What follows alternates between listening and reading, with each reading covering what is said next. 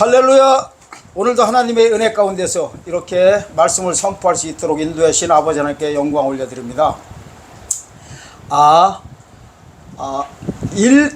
1탄에서 일부에서 이렇게 제가 말씀드린 것처럼 이번에는 종교개혁 2탄, 제목은 재림때라는 제목 가지고 이제 종교개혁 문제를 또 다루겠습니다. 자, 1탄에서는 2000년 전의 종교개혁 사건을 이렇게 말씀드렸었습니다.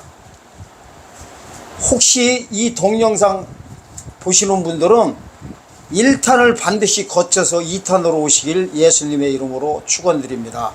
왜냐면요, 1탄 때 초림 때 벌어졌던 것이 재림 때 그대로 벌어지기 때문에 반드시 1탄을 먼저 보시고 2탄으로 넘어와야 이 종교개혁의 의미를 알게 되고, 또한 우리가 지금 재림때가 곧 다가오고 있습니다.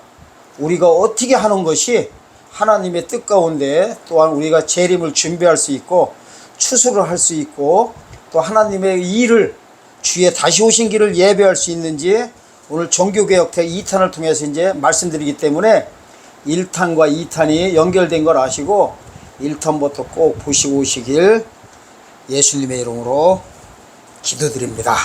자, 오늘 은혜 받으실 하나님의 말씀은 히브리서 8장 13절입니다. 히브리서 8장 13절 읽겠습니다.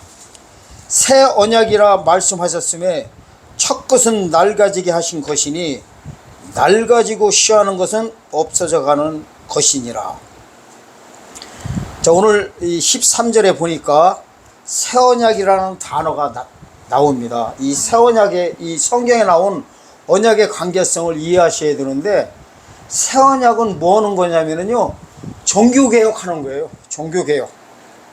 오늘 주제가 종교개혁이라서요, 이 모든 걸 다 종교개혁에 포커스 이제 맞춰서 나갑니다. 그러면은 우리는 그동안 새 언약 그러면은요, 새 언약 그러면은 십자가의 피, 예수께서 흘리신 예수 그리스도의 보혈의 피가 새 언약인지 그냥 그동안 다 알고 있었어요. 왜 그러냐면요, 구약과 신약이 예수님 오시면서 구약, 오시기 전에 구약, 오시고 나면 신약, 이렇게 하다 보니까 예수 그리스도의 보혈의 피만 가지고도 그냥 새로운 약속, 새로운 언약, 그거 신약이다, 이렇게도 그냥 봐버리기 때문에 그렇습니다. 그런데 여기서 말하는 그 새 언약은요, 우리한테 향한 새 언약은 절대 그게 아닌 것을 보여드리려고 그럽니다. 제가 언약의 관계성을 먼저 보여드리려고 하는데, 마태복음 가서 일단 새 언약이라고 말씀하신 부분을 가가지고 한번 일단 살펴보겠습니다. 십자가에 달리시기 전에 예수님이 만찬식을 합니다. 저기 마태복음 26장 28절에서 29절 읽겠습니다. 이것은 죄사함을 얻게 하려고 많은 사람을 의하여 흘리는 바 나의 피 곧 언약의 피니라. 그러나 너희에게 이르노니 내가 포도나무에서 난 것을 이제부터 내 아버지 나라에서 새 것으로 너희와 함께 마시는 날까지 마시지 아니하리라 하시니라. 여기 보니까 뭐예요? 아버지 나라에서 새 것이라고 합니다. 언약의 피라고 하는데, 요거를요, 이 부분을 누가복음에도 자세히 나와 있습니다. 누가복음 한번 22장 한번 가서 또 보겠습니다. 누가복음 22장.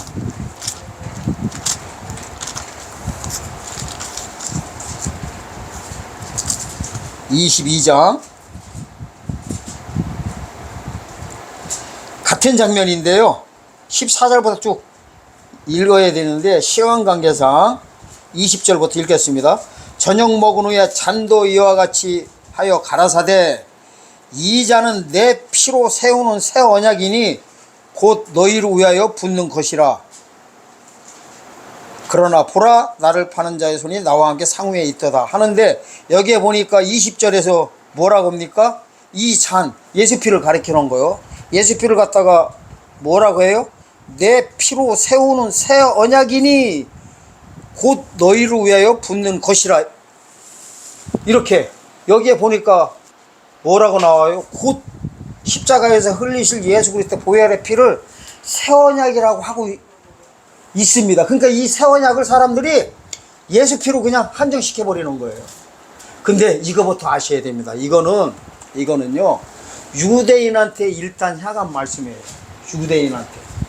이방인한테는 사도행전 1장 8절에서 이래요. 예수께서 가라사대 이제 나의 증인이 되는데 이제는 사마리아 땅끝 이방인 길로도 가라고 합니다. 그러니까 사도행전 1장 8절까지는 이방인 길로도 가지 말고 사마리아 길로 가지 말고 이스라엘의 잃어버린 집, 잃어버린 양한테 가라고 합니다. 이거를 분리해서 보셔야 돼요. 우리는 신약시대에 태어난 거예요. 지금 신약시대예요. 신약시대는 이 예수의 피가 우리한테 새 언약이 아니라 그냥 언약이에요. 그냥 언약. 그냥 언약 보고는 뭐라고 하냐? 첫 언약이라고 하면 돼요. 우리가 처음 받은 언약이에요. 근데 여기에 말한 새 언약은요, 유대인들, 이때 당시에 유대인들은 예수님 오시기 바로 때까지, 마가복음 1장 15절까지는 뭐를 했어요? 짐승피. 히브리서 9장 7절에 나온 짐승피로 대제사장이 1년에 한 차례씩 들어가서 제사를 드리면서 제사함이 1년 동안 딜레이 됐던 겁니다. 아멘? 그러니까 유대인들한테는 짐승피가 첫 언약이라면은 이 예수 그리스도의 보혈의 피가 이제는 부활 승천하시고 나면은 어떻게 돼버려요? 이 피가 새 언약으로 다가온 것을 가리키는 겁니다. 이 피의 관계성을 잘 파악하셔야 됩니다. 아멘? 자, 그러면은 아까 히브리서요 읽은데 8장으로 다시 가서 두 가지 언약을 우리한테 어떻게 해당되나를 먼저 이해를 하셔야 됩니다. 8장 13절에 보니까 뭐라겠어요? 새 언약이라고 하매 첫 것은 낡아지게 한 것이니, 요 첫 것이 이제 중요한 거예요. 첫 것이 뭐예요? 여기에는 안 나와 있지만은 요게 6절에서는 뭐라고 나왔냐면은 첫 언약이다, 이렇게 문자적으로 나옵니다. 그래서 첫 것은 뭐를 가리켜요? 첫 언약이에요. 그냥 우리가 생각할 때는 8장 13절 읽을 때 새 언약이라고 하며 말씀하셨으면 첫 것은 낡아지게 하는 것이니, 이렇게 봤을 때 첫 것은 이렇게 보면 그냥 뭔지 모르고 그냥 지나칠 수가 있어요. 그게 아니라 새 언약이라 말씀하셨으면 첫 언약은 낡아지게 하신 것이니 첫 언약은 시하여 없어질 것이다, 이거예요. 그러니까 새 언약이 시작될 때는 첫 언약은 없어진다는 거예요. 이 뜻이에요. 아멘? 이걸 이해를 잘 하셔야 돼요. 이거 엄청 중요합니다. 자, 왜 없어지냐 이거예요. 없어지는 이유가 있어요. 없어지는 이유가 바로 6절과 7절입니다. 자, 보겠습니다.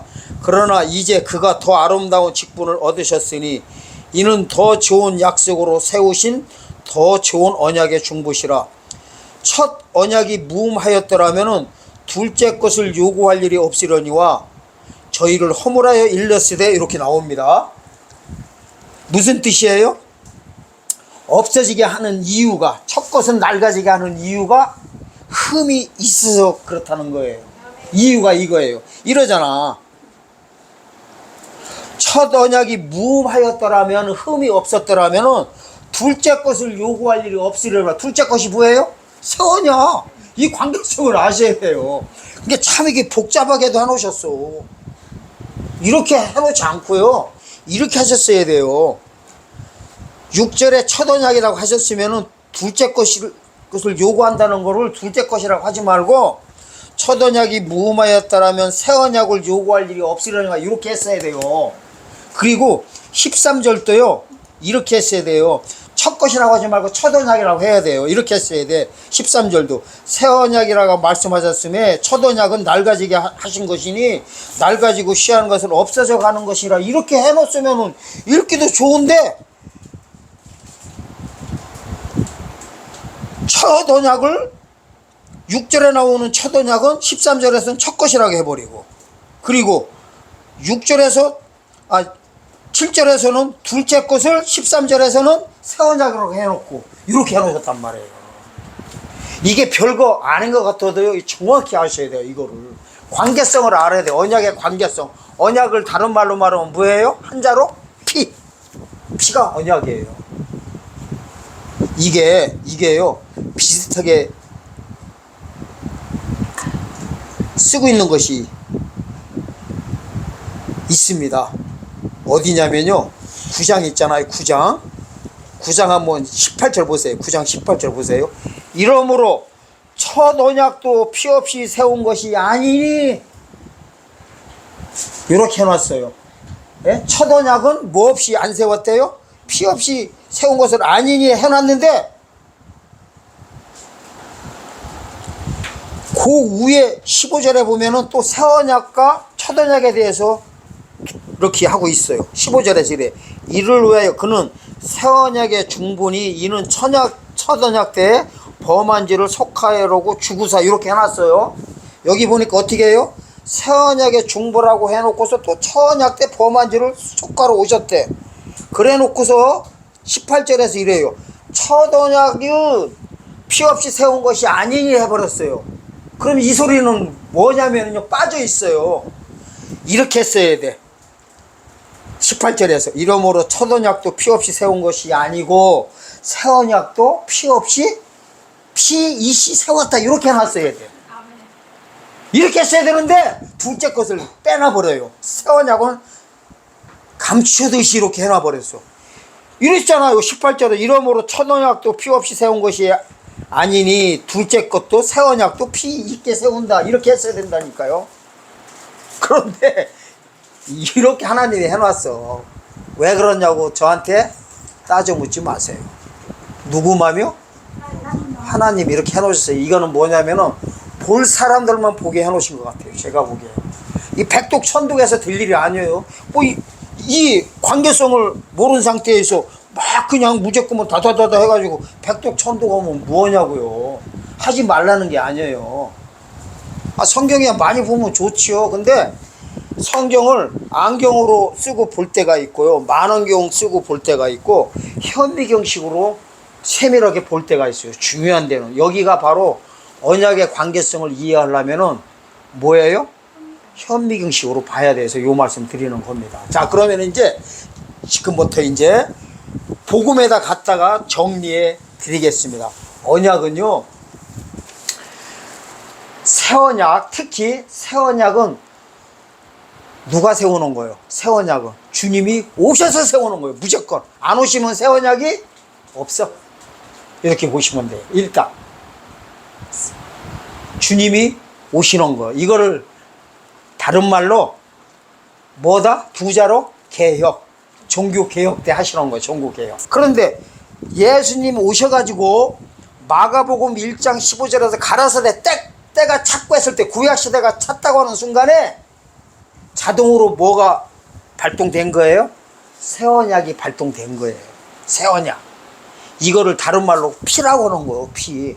그래서 보세요. 농사철의 구약시대요.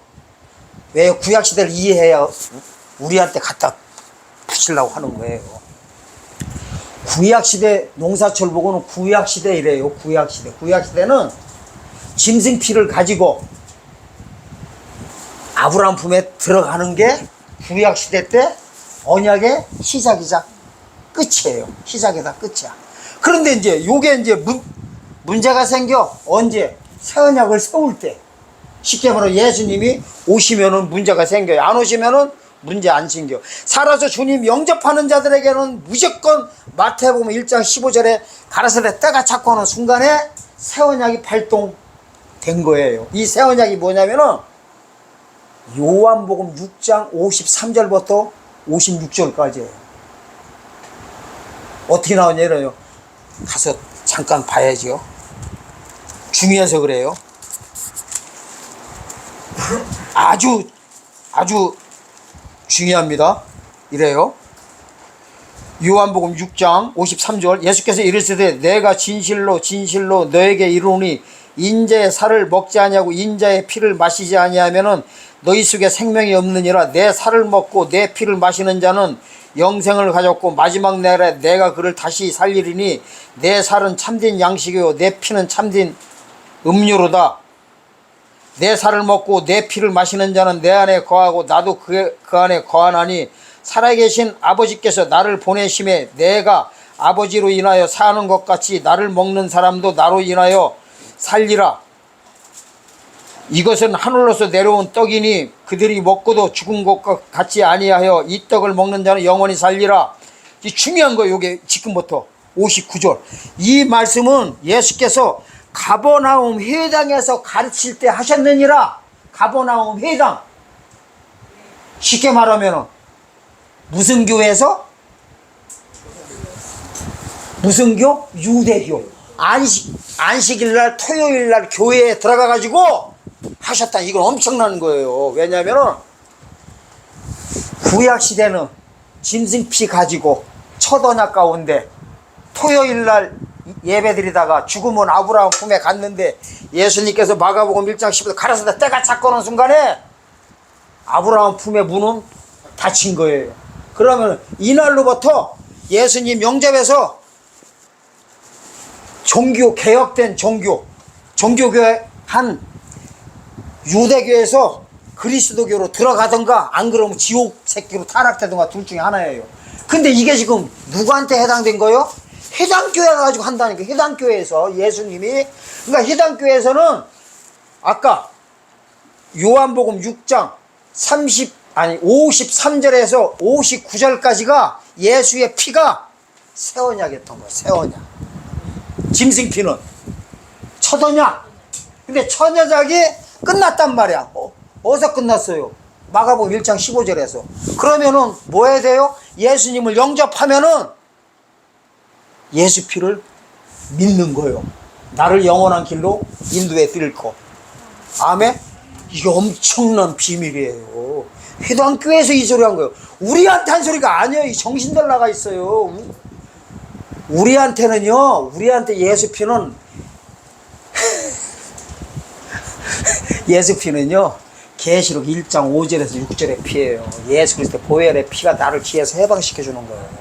아멘? 아멘? 요한복음 6장 53절의 예수 피는 유대인들한테 향한 거고요. 이들이 예수님을 영접 안 해버리고 그냥 십자가에 매달아 죽이는 바람에 요한복음 6장의 피도 우리한테도 그냥 이렇게 선물로 온 거지만은 구속사 쪽으로 볼 때는 요한복음 6장에 관한 그 예수의 피는 우리한테 예수님 자체라고 하지만 구속사 쪽으로 볼 때는 죄사함의 문제는 십자가 피란 말이에요. 그러니까 요한복음 6장의 피와 요한복음 19장 30절에서 흘리신 그 피하고는 분리시켜야 됩니다. 아멘? 아멘. 이런 얘기 드러나 보셨어요? 그냥 분간도 못하고 그냥 예수 피 그냥 다 찾고 그냥 다 그걸 하나로 그냥 퉁치려고 하니까 이게 문제입니다. 자, 그럼 제가 왜 지금 초림 때 사건을 다시 끄집어 대느냐? 언약의 관계성을 알아야 돼서 그래요. 그러면은 이렇게 되는 거예요. 계시록 1장 5절에 보면은 예수 그리스도의 보혈의 피가 우리를 지혜에서 해방시켜가지고 6절에서 제사장 삼아준다고 한 거예요. 요거 보고는 뭐라고 하냐? 신약시대 이방인의 때에 믿지 않는 가라지들을 상대로 이삭되게 하는 것이 바로 영혼구원 사건이에요. 이건 지금 우리한테 해당되는 겁니다. 지금부터는. 그래서 계시록 1장 5절에 예수 그리스도의 보혈의 피는 우리한테는 무슨 언약이에요? 첫 언약. 이 언약 가지고 우리가 뭐 하는 거예요? 신앙생활 하다가 죽으면 어디로 가요? 낙원으로 가요. 낙원으로. 누가복음 23장 42절에서 43절 우평강도가 얘기해요. 주 예수여 당신의 나라 임할 때 나를 생각하소서 하니까 이래. 예수께서 오늘 나와 함께 낙원에 있으리라 이래버려요. 그 낙원이 뭐예요? 첫 언약 가운데 구원시키는 거. 이 구원 보고 무슨 구원? 영원한 구원. 지금 우리가 믿고 있는 예수 그리스도의 사역입니다. 이걸 보고 무슨 언약? 쳐뒀냐? 자, 그러면 이게 있어요. 구약시대에 짐승피도 유효기간이 있었어. 언제까지요? 요한의 때까지요. 세례 요한의 때까지 문자적으로 나와요. 그거는 1편에서 자세히 말씀드렸습니다. 자, 구약시대 다른 말로 말하면 마가복음 1장 15절에 가라사대 때가 찼고 오는 순간에 구약의 율법시대 농사처럼 끝난 짐승피도 다 끝난 거예요. 아브라함 품도 끝나고 율법도 완성되고 하나님의 구약의 의도 다 끝나버리고 구약에 관한 구속의 역사는 하나님께서 종결 지신 거예요. 아멘? 자, 구약시대도 그렇게 했다면은 신약시대도 종결되는 시점이 있어야 될 거 아니에요. 그래야 다음 세대를 보지요. 성경이요, 이렇게 흘러가고 있습니다. 구약시대 끝나면 신약시대가 시작되고, 신약시대가 끝나면 천년시대가 끝나고, 또 천년시대가 끝나면은 천국시대가, 영원시대가 시작되고, 이거예요, 이거. 지금 내가 성경을 다 말씀드린 거예요. 구약시대, 신약시대, 천년시대, 영원시대, 저쪽 천국. 그러니까 요 시대별로요, 언약의 관계성을 아셔야 됩니다. 아멘? 아셔야 돼요. 이걸 모르면은 영원한 미스터리입니다. 지금요, 제가요, 지금 아주 제가 한 군데 있어요. 성경 한 군데. 그거를 봐야지 안 되겠는데. 왜냐하면 지금요, 그러신 분들이 많아서 그래요. 지금 보세요. 세계에 보면은 지금 우리나라뿐만 아니라 세계에 보면은 신학교 학자들 얼마나 많습니까? 지금 외국에도, 미국에도, 유럽에도, 영국에도, 우리나라요, 큰 교회 목사님들 다 유럽 쪽이나 미국 쪽에서 학위 안 받아오신 분 별로 없어요. 가가지고 유학 가가지고 공부들 다 해요. 신학자들도 다 엄청난 스펙들이 엄청나요. 우리 같은 스펙은요, 갔다가 명함도 못 내밀어요. 지금. 그리고 성경 말씀 가지고 얼마나 해박한 분들이 많습니까? 그런데 다 어디에 다 맞춰 있어요? 주거천국. 이거 보고 내세복음이라고 그러는 거예요. 살아천국은 예수님 오실 때 맞이하는 거는 현세복음이라고 제가 갖다 붙일 거예요. 제가 붙이기도 잘 붙여. 내세복음에 맞춰 있다 보니까 재림 사건을 전혀 못 보고 있어요. 요런 대표적인 인물들 하나님께서 미리 다 우리한테 보여주셨습니다. 본인이 이 주인공들 아닌가 지금 자세히 살펴봐야 돼요. 2000년 전에 보여주셨어요. 아볼로를 통해서 보여줬어요. 아볼로 사건은요, 여러분들은 아볼로를 성경에서요, 뭐라고 나왔는지 아세요?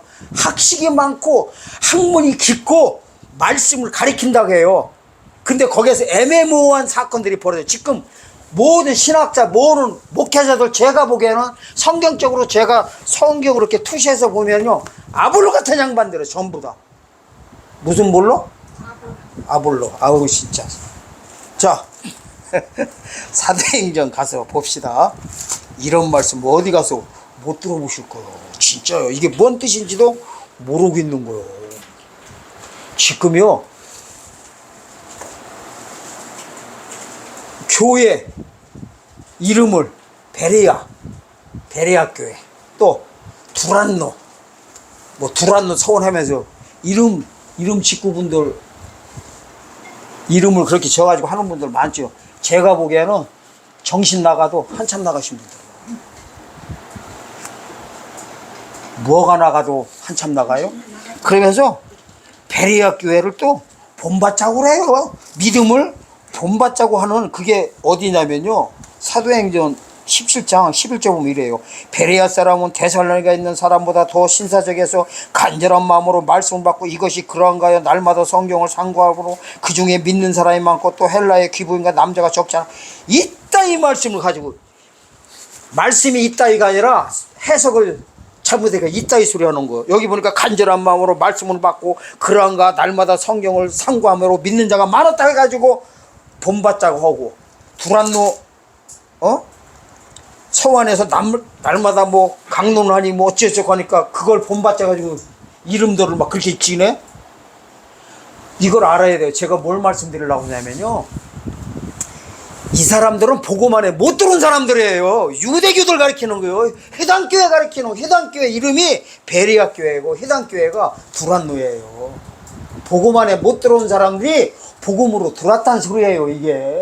이게 쉽게 말하면 짐승 피해서 예수 피로 넘어올 때 간절하게 믿었다는 거예요. 이거는 유대인들 얘기예요. 이거는 우리한테 해당시키면 돼요, 안 돼요? 안 되지. 우리는 예수 믿고 구원받은 자들이요. 재림에 관해서 들어간다면 본받아야 한다고지. 성경을 어떻게 해석하는지 정신을 나가도 그렇지, 한참. 아이고, 대변이야. 자, 그런 사람이 누구냐면 바로 아볼로예요. 아볼로. 이제 아볼로 거 보셔야 돼요. 사도행전 18장 24절에서 25절까지만 일단 보겠습니다. 이래요. 알렉산드리아에서 난 아볼로라 하는 유대인이, 여기 보니까 누구로 나와요? 유대인이라고 나와. 에베소에 이르니 이 사람은 학문이 많고 성경에 능한 자라. 그가 일찍 주의 도를 배워 열심으로 예수에 관한 것을 자세히 말하며 가르치나 요한의 세례만 알따릅니다. 이거 잘 보세요. 이게요, 쉽게 말하면은 누구라고 해요? 유대인이요. 유대교인이란 소리예요. 유대교인. 그러니까 에베소에 왔다는 거는 에베소에 있는요 복음교회에 들어간 게 아니라 에베소 교회에 들어갔는데 해당교회를 가리키는 거예요. 앞뒤 문맥 보면은 여기 그렇게 나오잖아요. 근데 이 아볼로라는 사람이 뭐예요? 학문이 많고 성경에 능하대요. 성경에 능하대. 엄청난 거예요. 하지만 이유가 붙어. 그가 일찍 주의 도를 배워. 주가 누구냐면 예수님 가르치는 거예요. 예수님을 열심으로 예수에 가는 것을 자세히 말하면 가르치나 뭐만 안 돼요? 요한의 세례만 알 뿐이래요. 그러니까 반밖에 못 들어간 거예요. 무슨 세례 알아야 되는데? 불세례, 성령 세례를 알아야 되는데 어디까지만 알고 있어요? 요한의 세례인데, 요한의 세례에 대해서는요 19장 4절에 보면 이래요. 바울이 가르되 요한이 회개의 사례를 베풀며 백성에 말하면 내 뒤에 오시는 이를 믿으려 하였으니 이는 곧 예수라고 하는, 무슨 말이냐면요, 요한의 회개 세례를 여기서 주석하고 있는 거예요.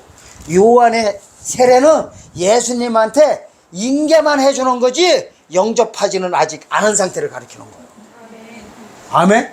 문자적으로 이렇게 나와요. 예수님을 알게 해가지고 예수님을 영접하게 하는 거지, 영접하지 않으면은 회개 세례만 받은 거예요. 예수님 영접하여 이제 불세례로 들어가는 거야. 성령 세례로. 아멘? 이게요 엄청난 거예요. 그러니까 어떻게 하냐면 보세요.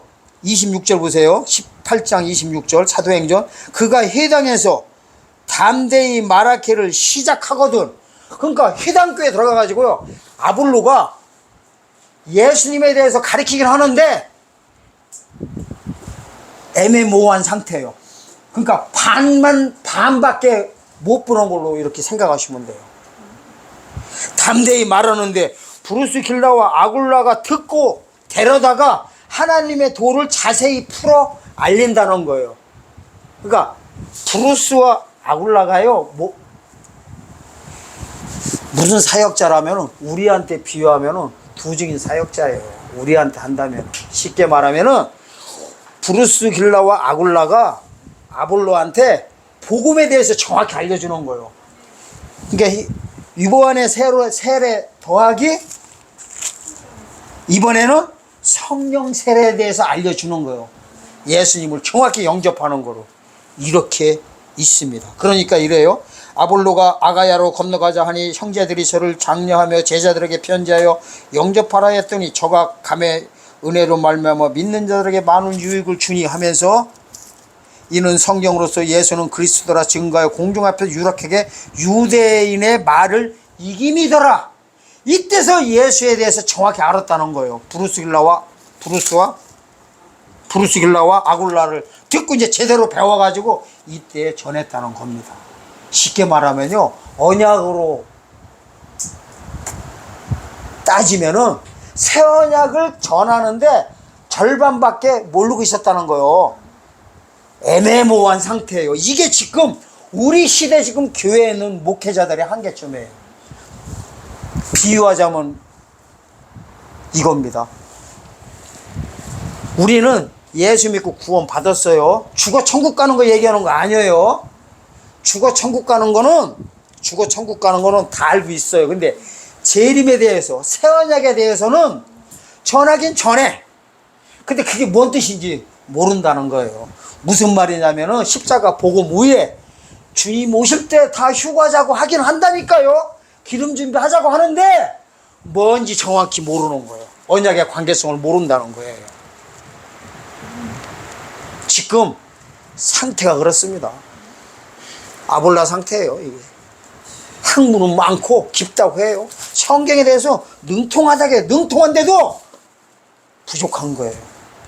그게 뭐에 이게 관계성이냐면 언약의 관계성을 모르고 있는 거예요. 언약의 관계성. 자, 지금 제가 뭔 사역하고 있는 거예요? 브루스 힐러와 아골라처럼요. 데려다가 교회에 있는 사람을 데려다가 재림에 대해서 정확히 더 자세히 풀어 이르는 거예요. 푸는 거는 뭐냐면 강론한다는 거예요. 푼다는 거는 뭐예요? 강론이에요. 강론. 그전 것도 설명하면서 새로운 거 갖다가 하는 겁니다. 지금 제가요 종교개혁 하자고 하고 있어요. 종교개혁 하자는 게 뭐예요? 풀어드리는 거예요. 왜 해야 되는지. 자 그러면은 다시 이제 우리한테 그대로 들어갑니다. 우리는요 지금 신약시대는 죽어 천국 가는 거, 이건 언제까지냐면은 누가복음 21장 24절 이방인의 때가 차기까지예요.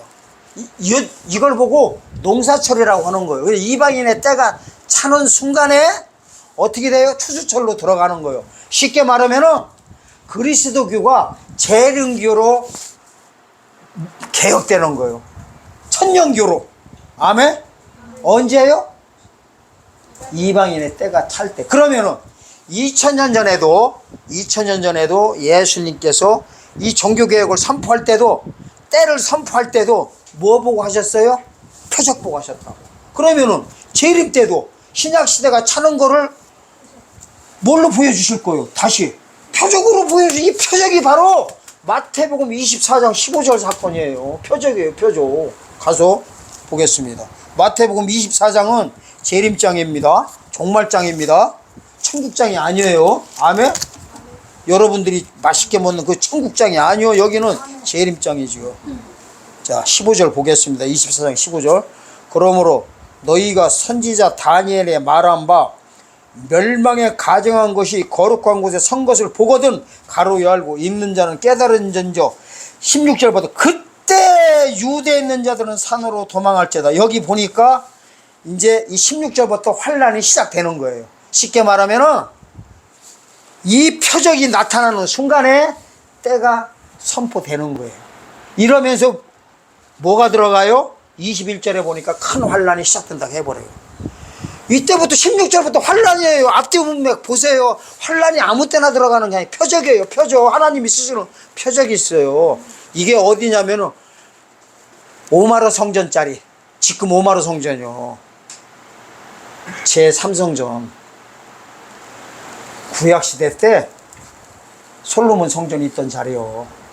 스룹바벨 성전이 있던 자리, 헤롯 성전이 있던 자리에 뭐 해버려요? 저게 회복되는 순간에 표적이에요. 표적. 거룩한 곳이 어디냐면은 거룩한 곳에 선 것을 보거든요. 거룩한 곳이 성전자리를 가리키는 겁니다. 이날부터 뭐예요? 이제 종교가 개혁되는 거예요. 그러면은 잘 보세요. 종교가 개혁된다는 것은요, 첫 언약이 끝났다는 거예요. 그러면은 지금 우리가 예수 그리스도의 보혈의 피를 믿고 결국에는 죽으면은 어디로 간다겠어요? 낙원으로 들어간다겠어요? 그러면은 낙원도 이날 폐지가 되는 거예요. 이 폐지가 되는 것이 로마서 11장 25절이에요. 이방인의 충만한 수가 차기까지라는 단어가 나와요. 아멘? 이방인의 충만한 수가 뭐냐면은 이방인 구원 숫자, 영구원 받은 자들의 죽어서 들어가는 숫자가 이날 차버리는 거예요. 그러면은 이 이방인의 때가 차가지고 낙원문이 닫히면은 살아서 요때 주님을 영접하는 자들은 둘 중에 하나입니다. 재림 예수님에 대한 새 언약을 믿고 개혁된 복음, 종교, 개혁된 종교 개혁된 천년 시대로 들어가서 예수님을 영접하던가, 안 그러면은 2000년 전과 똑같이 마태복음 25장 41절 염소한테는 저주를 받은 자들아 그리로 들어가라고 하고, 마태복음 24장 48절에 주님이 더디오르라고 하는 악한 종들한테도 거기로 들어가라고 하고, 그리고 마태복음 25장 24절 이하로 보면 본전만 내놓은 이자를 못 낸 악한 종 무익하고 게으르다고 하면서 거기로 들어가라고 하는 지옥제 1호 입성자로 다 들어가라고 하면 둘 중에 하나예요. 둘 중에 하나예요. 둘 중에 셋이면 얼마나 좋아요. 둘 중에 뭐예요? 하나예요. 살던가 죽던가 이렇게 됩니다. 그러니까요, 이 사실을 아셔야 돼요. 종교개혁은 누가 하는 것이 하면 예수님 오셔야 되는 거예요. 2000년 전에는요 이렇게 하셨어요. 예수님이 오시기 전에 세례 요한을 통해서 미리 예비적으로 3년 반을 전하게 하셔가지고 예수님이 직접 오셔가지고 3년 반 동안 본격적으로 이 종교개혁을 전한 거예요. 약간 두 가지 잣대로 씁니다. 예비적, 본격적, 이렇게 예비적 3년 반, 본격적 3년 반 이렇게 씁니다. 하지만은 하나님께서는요 앞으로는 예비적을 없애버려요. 이제 본격적으로 하고서 맞춰버려요. 본격적으로 하는 게 환란 전삼반이에요. 1260일입니다. 이유가 있어요. 이유가. 왜 2000년 전에는 세례 요한을 통해서 예비적으로 3년 반 전하게 하고 예수님께서 직접 3년 반을 왜 했느냐? 신약시대가 남아 있었기 때문에 이렇게 했는데, 신약시대 끝나고 나면은 구속사가 종결됩니다. 종결되기 때문에 그냥 본격적으로 하면서 끝내버리는 거예요. 그러면 이제 우리가 이제 이걸 아셔야 돼요. 이제 언약을 아셔야 돼요. 새 언약이 도대체 뭐냐 이거야. 앞으로 새 언약을 모르면은 종교개혁 못합니다. 지금 종교개혁 한다고 하니까 무슨 말 할까 하실 거예요. 어떤 분들은 이 동영상 보다가 채널 그냥 돌려버릴 겁니다. 미친놈이라고요. 누가 미쳤는지는 돌리지 말고 좀 더 좀 보세요. 보세요. 제가 미친놈으로 보일까요? 제가 이렇게 미쳤다고 하면 곱게 미쳤을까요? 곱다고 하니까 또 무슨 말인가 하시네. 진짜요? 이거 큰일 났어요. 제가 오늘 몇 월 며칠입니까? 2026년 8월 23일. 오늘 처음으로 1부, 2부 통해서 종교개혁 처음으로 외칩니다. 이 연사가. 엊그저께요. 금요일날. 저녁 11시 10분에 어디 갔지? 주여 이 개혁을 어찌하오리까 하면서 한탄하고 있으면서 하나님 방법 좀 알려주세요 하니까 바로 또 이번에는 바로 알려주시더라고요. 뭐 좀 달라고 하면 바로 지금까지도 안 주시는데 말씀은 잘 주셔. 종교개혁을 외치라고. 좀 하나님 시켜서 하는 거예요. 진짜로 누군가는 해야 될 거 아니에요. 종교개혁 외치는 자 봤어요? 종교개혁은 뭐 가지고 외치냐면 피 가지고 외치는 거예요. 언약 가지고 하는 거예요. 새 언약 가지고요. 그러면 새 언약이 도대체 뭔가를 이제 이해를 해야 됩니다. 그게 개혁이에요. 왜냐면은 개혁이라는 단어는 히브리서 10장 9장 10절에서 한 군데밖에 안 나와 있다고 일타에서 말씀드렸습니다. 디오로 도시스라는 단어인데 이 뜻은 뭐예요? 새 질서예요. 개선했다는 거예요. 그러니까요, 엎어치기 해버린 거예요. 구질서를 새 질서로 엎어치기 한 게 개혁이에요. 근데 이 개혁이라는 게 어원이 어디서 왔다고 했어요? 오로도스. 오로도스. 그래서 오로도스라는 단어 나오는데 두 군데밖에 없다겠어요. 히브리서 12장 13절과 사도행전 14장 10절에요. 두 군데밖에 없다겠는데 두 군데 다 누구한테 말해요? 히브리서 12장은 쩔뚝바리가 곱게 서는 거 보고 오로도스라는 단어 쓰고, 사도행전 14장 10절에서는 안진뱅이한테 네 발로 바로 일어설 때 바로란 뜻이에요. 그러니까 이렇게 했다가 구부려 있다가 바로 서버리는 거예요. 그래서 언약의 관계가 이렇게 보고 있는 거예요. 하나님께서는 첫 언약은 흠이 있게 병자로 보고 계신 거예요. 찌그러지는 거예요. 그거는 왜 그러냐면요, 죽어서 그러는 거예요. 예수 믿어도 죽어요, 안 죽어요? 그래서 흠이 있다 그런 거예요. 흠이 있다. 첫 언약은 흠이 있다. 아까 살펴본 대로. 새 언약은 흠이 없다. 어떻게 없느냐? 곱게 쓴 거예요. 안진뱅이가 생전 한 번도 못 걸었다고 성경에 나와요. 한 번도 못 걸은 자가 바로 서가지고 뛴다고 하잖아요. 이거 엄청난 거예요. 안진뱅이가 생전 평생 서보지도 못한 자가 갑자기 서가지고 걸어가는 게 아니라 뭐예요? 뛰어가는 거. 이렇게 변화가 확 되는 거. 이게 새 언약이에요. 이게 종교 개혁이에요. 주님이요, 우리의 죽을 몸을 살리러 오시는 예수님이 재림 예수님이에요. 뭐가 달라요? 언약이 달라요. 언약이 다르다는 거는 뭐가 다르다는 거예요? 종교가 다르다는 거예요. 이러면 또 이럴 거예요. 너 또 종교 하나 세우냐? 예수님 얘기요. 예수님이 그렇게 해놨어요. 하나님이. 종교를 몇 가지로 해놓은지 아세요? 종교가?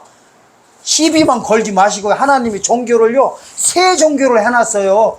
구약의 종교, 유대교라고 하는 거예요. 신약의 종교, 그리스도교라고 하는 거예요. 천년시대 종교, 천년교회. 예수님 그렇게 했다는 거. 피가요. 그래서 세 번 보이는 거예요. 짐승피, 예수 그리스도의 피, 어린 양의 피. 또 시작합니다. 자, 계속 박수 치세요. 할례인, 성령의 인, 하나님의 인. 영으로 따지면 이쪽으로 종의 영, 그리스도 영, 하나님의 일곱 영. 안식으로 따지면은 아브라함 품, 낙원, 그리스도 나라. 이번에 막 박수 치라니까 잘 치네. 야, 내가 꼭 이러는 거 뭐 무슨 미혹시키는 교주 같네. 이것뿐만 아니라 다 될 수 있어요. 다 될 수 있어요. 그래서요, 이렇게 되는 거예요. 우리한테 새 언약의 관계성을 잘 알아야 돼요. 첫 언약은 영상만 보지 마시고요, 적으세요. 좀 제발 성경 구절 요거만 적으세요. 계시록 1장 5절에서 6절, 예수 그리스도의 피가 죄에서 해방시키는 영구원은 첫 언약 제사장 삼으신다, 이렇게 나와요. 두 번째 거는 계시록 13장에서 17절, 어린 양의 피가 큰 환란에서 흰옷을 입고 나오는 자들의 옷을 씻어 희게해져 가지고 눈에서 모든 눈물 씻어 가지고 보좌 가운데 안식한다는 거예요. 이 보좌가, 어린 양의 보좌에 보면은 가운데 누가 계시다고요? 의자 가운데 예수라고 해버려요. 이거는 천국이 아니에요. 천국은요, 보좌 가운데 의자가 두 개가 나와요. 보좌가, 하나님의 보좌, 어린 양의 보좌가 두 개 있는 거는 천국. 천년왕국은 보좌가 하나예요. 가운데, 보좌 가운데 어린 양이 계시다고 해요. 거기에. 이게 새 언약이에요. 새 언약. 무슨 말이냐면, 한마디로 말하면은요, 육체 구원을 시켜가지고. 왜? 영혼 구원, 우리가 지금 영혼 구원 받았지만 흠이 있어요, 없어요? 있는 거. 왜? 죽어서 천국 들어가는 거를 쩔뚝바리로 보는 거예요. 이거 쩔뚝쩔뚝 하는 거예요. 안진뱅이로 보는 거예요. 사람이 있지만 안진뱅이요. 그 영혼 구원을 그렇게 보고 있는 거예요. 그 다음에 이 죽을 몸을 살려가지고 영생길로 들어가게 하는 거는 곱게 쓰게 하는 거예요. 곱게. 곱게를 내가 성경대로 해줄게요. 안진뱅이가 이러고 있다가, 아유, 나도 참 힘드네. 해가지고 떼어버리는 거예요. 이게 뭐예요? 개혁이에요. 아멘? 이게 사도행전 14장 말씀이고요. 히브리서 12장 흉내 낼게요. 이러고 걷다가 이게 개혁이에요. 그래서 요걸 죽어서 천국 가는 걸 이렇게 표현하고 있어요. 나쁘다는 게 아니에요. 나쁜 게 아니에요. 나쁘다고 하는 게 아니라 흠이 있다 그래요. 이 흠 있는 게 뭐예요? 죽는 거예요. 몸은 죄 가운데 죽어요. 원죄 가운데 죽는다고 로마서 8장 10절에 나와요. 의는 영 가운데 이 영은 의 가운데 살리고 몸은 죄 가운데 무당 가운데 집어넣는다고 해요. 이게 신약 시대예요. 이걸 첫 언약이다 그래요. 첫 언약 예수 피로 이거를 믿는 순간에 너의 죽을 몸을 아직은 못 살려준다 이거예요. 신약 시대는 영혼만 살렸다가 부활 때 뭐 한다고요? 몸의 사항까지도 해준다는 게 부활 사건이에요. 그런데 새 언약은 뭐예요? 우리가 지금 영혼 구원 받았어요. 여기서 죽을 몸을 살리는 거, 이걸 육체 구원이다 그럽니다. 육체 구원. 육체 구원을 이해하시려면요. 아담과 하와를 또 생각하셔야 돼요. 아담과 하와를 이렇게 생각하시면 돼요. 간단하게 말씀드릴게요. 선악과 따먹었다고 생각하는 걸 잊어먹으세요. 그럼 육체 구원 전혀 알 길이 없어요. 자, 생명의 사람으로 창세기 2장 7절 상태로 지금 받았어요. 요 상태로는 흠이 있다 없다? 흠이 있다. 왜? 영생길로 못 가게 돼 있어요. 거기에 보면 문자적으로 이렇게 나와요. 네펫이란 단어 써요. 네펫이 혼의 사람 이래버려. 르아우가 못 들어온 상태예요. 르아우가 들어오려면은 뭐 해야 되냐면은 창세기 2장 7절에서 지음받은 상태에서 영생가를 따먹어야, 생명나무 실과를 따먹어야 르아우가 들어와 온전하게 되는 거예요. 그러면 죽지 않는 몸으로 바뀌어. 이거를 영생길로 간다 이래요. 창세기 3장 22절에 문자적으로 나와요. 요게 바로 죄 없는 상태에서 영생길로 들어가는 거 보고 육체의 구원이라고 하는 거예요. 예수님이 이걸 해주시러 오시는 것을 약속한 게 다른 말로 말하면 에덴의 회복, 복락원 시키러 오시는 거예요. 이게 죄 짓기 전 상태로 돌려가지고 생명나무 실과까지 먹여버린 거야. 죄 짓기 전 상태가 뭐예요? 선악과 문제를 해결해 주시고 이렇게 되는 거예요. 예수 그리스도의 피로 선악과 문제를 해결해 주셔가지고 영구원 받게 해가지고 죄는 없게 한 상태에서 어린 양의 피로 영생길로 가게 해주시는 거예요. 아멘? 우리는 이미 반쪽은 돼 있어요. 선악과 문제는 해결받은 거예요. 이게 영혼구원이다 그러는 거예요. 그런데 우리가 죄는 없어. 창세기 2장 7절 지음받은 상태 같이 완벽하지는 않았어요. 그래서 6일째 지음받은 거예요. 영생가를 먹어야 7일째로 들어가는 거예요.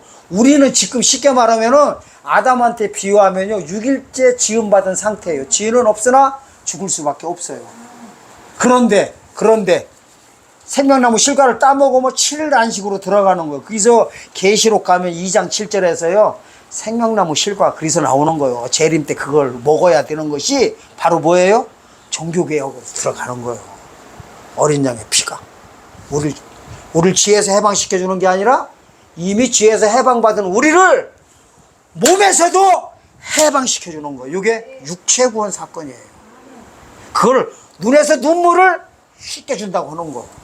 쉽게 말하면 내 눈에서 창세기 3장 7절에서 마귀의 모든 시스템이 들어왔던 것이 계시록 7장 17절에서 눈이 씻겨주면서 몸에서 나가버리는 거예요. 몸에서 나가요. 예? 뭐가? 사단의 시스템이. 그러면 어떻게 돼요? 죽을 몸이 안 죽는 몸으로 바뀌는 거야. 이거 해주시러 오시는 거예요. 언제? 재림 때. 쉽게 말하면 종교개혁 해주시러 오시는 거예요. 종교개혁. 그리스도교에서 천년교로 넘기러 오시는 겁니다. 2000년 전과 똑같아요? 아니면 달라요? 똑같은 거요. 그래서 누가복음 21장 24절에서요. 이방인의 때가 차기까지라는 단어가요. 때가 카이로스 쓰고 있어요. 카이로스. 무서운 단어라고 했어요. 자, 그러면 이렇게 되는 겁니다. 이 소식을 전하는 자들 보고는 마태복음 24장 45절에서는 때에 따라 양식을 나눠준다는 거예요. 때에 따라 양식. 그 때가 카이로스를 쓰고 있습니다. 카이로스를 쓰고 있어요. 때에 따라 양식이 쉽게 말하면 뭐예요? 뭐를 알리고 있는 거예요? 오늘의 주제처럼? 그렇게요. 무슨 개요? 종교개요. 그렇지요. 초린교에서 재림교. 이러면 시비가 절대 안 하는 게 아니라 못하지요. 어떻게 시비할 거예요? 시비하려면은요 개뿔 알아야 와가지고 덤비든가 말든가. 얼마든지 오시라고 하잖아요. 딴 거 갖고 하지 말고요. 딴 거 갖고 오시지 말고 뭐 이상한 거 가지고 무슨 나보고 뭐 사꾼 목사라고 하면서 뭐 사꾼 목사는 내 돈이나 받아보고서 한 번이나 제대로 받고서 그 소리도 뭐 억울하지가 않아.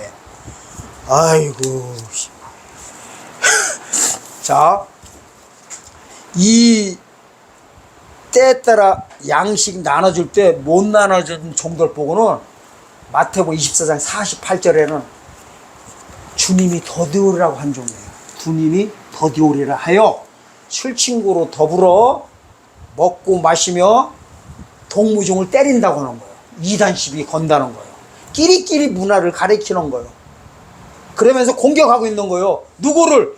종교개혁하자고는 이 연사를 갖다 공격 들어오는 거예요. 그런데 잘 보세요. 공격하는 사람들이 있죠. 공격하는 분들. 목회자님들 뿐만 아니라 공격하는 사람들은 성경에서 뭐라는지 아세요? 악한 종들이라고 해버려. 그러면서 그 사람들 보고 불법의 비밀이라고 합니다. 불법의 비밀. 보여드려요. 데살로니가후서 2장 한번 가서 봅시다. 왜냐면요 2장 6절을 보는 비밀 이유가 있어요. 저로 하여금 저희 때에 나타나게 하려 하여 막는 것은 지금도 너희가 안 하니. 여기 무슨 단어 보려고 하냐면요 때를 보려고 하는 거예요. 저희 때. 요 때가 뭐를 쓸까요? 카이로스 쓰면서 카이로스. 이게 저희 때 나타나게 하려 하여 막는 것은 지금도 너희가 안 하니 불법의 비밀이 이미 활동하였으나 지금 막는 자가 있어 그 중에서 옮길 때까지 하리라. 무슨 소리냐면요 이 소리예요. 지금은 아직은 농사철이에요? 추수철이에요? 지금은 농사철입니다. 조금 있다 농사철에 끝나고 추수철 들어가는 거를 옮기는 걸로 이렇게 표현되어 있어요. 이게 건너뛰는 걸로 계절을 말하는 거야. 옮길 때. 이게 어떻게 된다는 거예요? 추수철로 들어가는 순간에 저희 때 나타나게 한다는 거예요. 저희 때 누구요? 이게 못자라는 모든 종들을 가리키는 거예요. 모든 종들. 이거를 불법의 비밀 가진 자라고 하는 거예요. 그런데 성경에는요 두 비밀이 있어요. 고린전서 4장 1절에서 2절 보면 하나님의 비밀을 맡은 자 원하는 것은 하나님께서 원하는 거는 뭐예요? 충성이다 이래버려요. 충성이 뭔지 아세요? 계시록 10장 7절에서 보면 그게 나와요. 하나님의 비밀을 가진 선지자들이라고 해요. 하나님의 비밀이 뭐냐? 새 언약에 대한 비밀을 알리는 이 비밀인 거예요. 잘 보세요. 우리가 갖고 있는 첫 언약은 믿지 않는 이방인들한테 비밀인 거예요. 농사철에는. 이해를 잘 하셔야 돼요. 첫 언약은 지금 누구한테 비밀이에요? 믿지 않는 이방인들한테. 이거는 농사철이라면요. 추수철은 농사철은 가라지가 믿지 않는 자가 이삭되게 하는 거라면은 추수 때는 믿는 자들을 상대한테로 비밀인 거야. 믿는 자가 누구요? 이삭. 믿으면은 알고 안 믿으면 쭉정이로 빠져버리는 거예요. 그러니까 이중론 가지고는 성경 절대 해석 안 됩니다. 삼중론으로 들어가야 돼요. 가라지, 이삭, 그 다음에 알과 쭉정이 이렇게 같이 들어가요. 4중까지 가야 되네. 4중까지. 3중이 아니라. 칼빈주의나 무천연설이나 이분들은 절대 이거를 해석 못하게 돼 있어요. 한 번 구원받으면 영원한 구원이기 때문에 그래서 안 되는 거예요. 그런데 제가 그랬죠. 농사처럼 맞아요. 한 번 구원받았으면 영원한 구원이에요. 왜? 왜 그럴까? 여러분들이 정확히 얘기해 줘야 돼. 왜? 왜? 아니 제목 나오잖아요. 아직 종교개혁을 안 했으니까. 4장 2절에 보면 오직 저주와 사위와 살인과 투철과 간음뿐 강포요 피가 피를 뒤집음이라 하면서요. 3장 6절 볼게요. 내 백성이 지식이 없으므로 망하는도다. 네가 지식을 버렸으니 나도 너를 버려 내 제사장이 되지 못하게 할 것이요 네가 하나님의 율법을 잊었으니 나도 네 자녀를 잃어버리리라. 그러니까요 이게요 지식으로 들어가는 거예요. 지식으로. 두 번째 거는 아멘. 성경 많이 하는 게 아닙니다. 피가 피를 뒤집는 사건 66건 중에서요 피가 피를 뒤집는다는 건 4장 2절밖에 없어요. 그러니까 피가 피를 뒤집는다는 건 뭐예요? 혁명이에요. 혁명. 이게 개혁이에요. 아까 그랬잖아요. 기존 종교를 기존 거를 전부 다 뒤집어 엎어치게 하는 게 개혁이라고. 피가 피를 뒤집기 때문에 피의 핵심이 뭐냐? 언약이에요. 언약을 한마디로 약속한 거야. 그 약속을 믿는 거를 피로 성경에 나와 있는 겁니다. 그래서 재림 때 종교개혁은 무슨 피를 뒤집어 엎어치게 합니까? 어린 양의 피가 계시록 7장 14절 어린 양 피가 계시록 1장 5절에 예수 그리스도의 피를 뒤집어 엎어치게 해버린 겁니다. 초림 때는 요한복음 6장 53절에 예수의 피가 히브리서 9장 7절에 짐승피를 뒤집어 엎어치게 해버린 거. 이게 개혁입니다. 그래서 이 사실을 여러분들 꼭 아시고 주님 오시는 그 날에 신약시대가 종결되는 사실을 아셔야 됩니다. 신약시대는 언제 종결돼요? 이방인의 때가 차는 날. 누가복음 21장 24절과 로마서 11장 25절과 마지막으로 데살로니가후서 2장 7절 데살로니가후서 2장 6절 그의 때에 나타나게 할 때 이때 종교개혁 사건이 일어납니다. 그걸 가리켜서 종교개혁하는 기간이 1260일로 나옵니다. 재림 때 사건입니다. 재림 때 주의 길을 예배하는 자들이 바로 뭐를 전하는 거예요? 새 언약에 관한 종교개혁을 전하는 겁니다. 우리는 자꾸만요 종교개혁하니까 어렵게 생각해요. 무섭게 생각해요. 무서운 일이 아니에요. 개혁은 누가 하는 거예요? 예수님이 오시면은 개혁이에요. 개혁은 반드시 말세 때 벌어지는 일입니다. 지금은 개혁할 때가 가까이 다가오고 있습니다. 가까이 다가오고 있어요. 개혁할 때 들어가는 순간에 이 개혁의 소식을 못 전하는 종들 보고는 뭐라고 하느냐? 악하고 게으르고 무익한 종들이라고 합니다.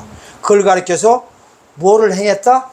불법을 행하는 자들아 내게서 떠나가라고 한 겁니다. 불법이에요. 불법. 아멘. 법을 모르는 거예요. 법을. 그러니까 첫언약과 새언약의 관계성을 모르는 거 보고 무슨 법? 불법을 행하는 자. 다른 말로 보면 불법의 비밀을 가진 거예요. 불법의 비밀. 지금요 잘 보세요. 마귀는 딴 거는 다 알게 해요. 부흥하라고 해요. 교회 많이 짓고 많이 하라고 해요. 근데 단 한 가지만 모르게 하는 거예요. 무슨 사건만? 종교개혁 사건만. 한 가지만 모르게 하는 거예요. 그걸 보고 뭐라고 그러냐? 자, 한마디로 말하고 바로 끝나겠습니다. 종교개혁 못하는 교회와 종교개혁 못한 목사님들과 종교개혁 모든 세계에 있는 자들이 한마디로 말하면 이런 자들이에요. 예수님 오시면 휴거합시다. 이대로 이 믿음 만나자고 하는 분들이에요. 첫 언약 그대로 가지고 주님 만나자고 하는 거예요. 흠 있는 언약 가지고 만나자고 하는 거예요. 이것이 바로 주의 길을 방해하는 자들이고, 아멘. 하나님을 욕되게 하고 하나님의 그 거룩한 것을 악한 대로 빠지게 하는 악한 종들의 일입니다. 이 자들은 하나님의 속한 자가 아니라 앞으로예요. 지금까지는 하나님의 속한 자라도 요 때가 차는 날, 이방인의 때가 차는 날 전부 다 하나님께서는 누구 새끼로 다 봐버리느냐? 마귀 새끼로 다 몰아버립니다. 개혁된 종교 안에 못 들어오면은 다 그걸 가리켜서 성경에서는 성도한테는 미련한 다섯 처녀, 종들한테는 무익하고 게으르고 악한 종, 불법을 행하는 자들아 내게서 떠나가라고 하는 이 소리를 듣지 않는 여러분들 되는 종교를 개혁하는 아름다운 성도들로, 아름다운 목회자들로, 지도자들로 거듭나시기를 예수님의 이름으로 축원드립니다.